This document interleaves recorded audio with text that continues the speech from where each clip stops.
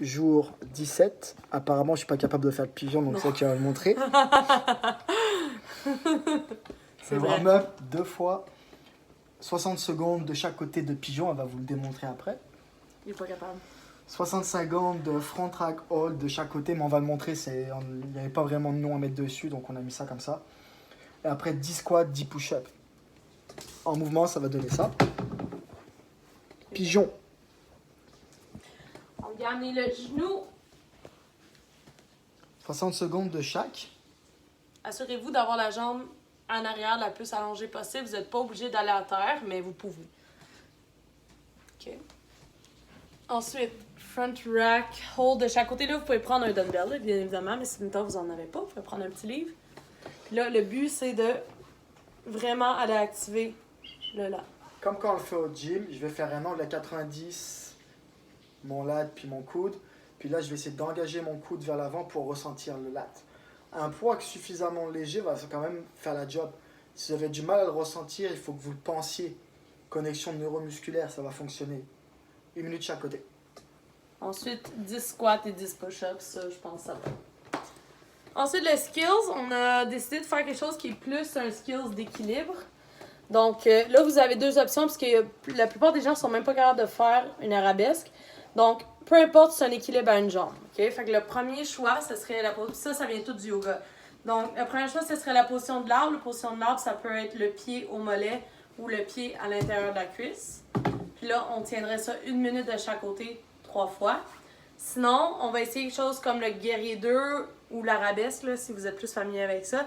Dans le fond, on va aller porter la jambe en arrière. On va s'assurer que les hanches sont le plus droit possible.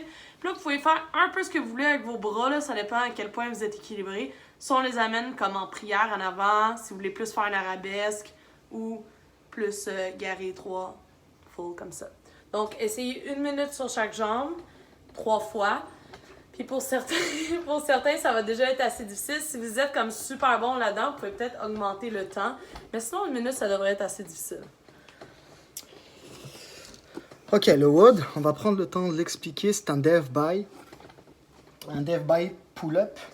À chaque minute, quoi qu'il se passe, il y a toujours 5 burpees. Plus une pull-up. Minute 2, 5 burpees, 2 pull-up. Minute 3, 5 burpees, 3 pull-up. Jusqu'à l'échec. Qu'est-ce qui se passe quand je fais échec? Là, dans l'exemple, j'ai validé mon 5 plus 8. Je commence ma minute 9, j'en fais 5. Je rate mes 9 pull-ups, peu importe combien j'en fais, je l'ai raté. Les 2 minutes qui vont suivre, c'est un break. Puis je vais redémarrer le palier d'en dessous. Exemple, toujours dans mon exemple de j'ai raté mon 9 pull-up. Minute 10, minute 11 deviennent un break. Je recommence minute 12, 5 burpees, ça ne bougera pas. Puis je redémarre à 8 pull-up. Puis 5 plus 7, 5 plus 6, plus 5, plus 4, plus 3, plus 2, plus 1. Puis là, vous allez terminer le WOD. On va montrer comment.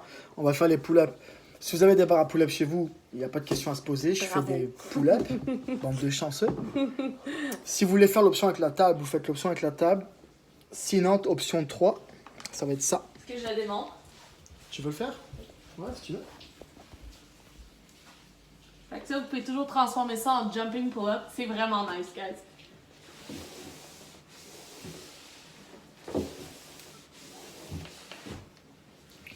Ok, si vous êtes grand, pliez les genoux.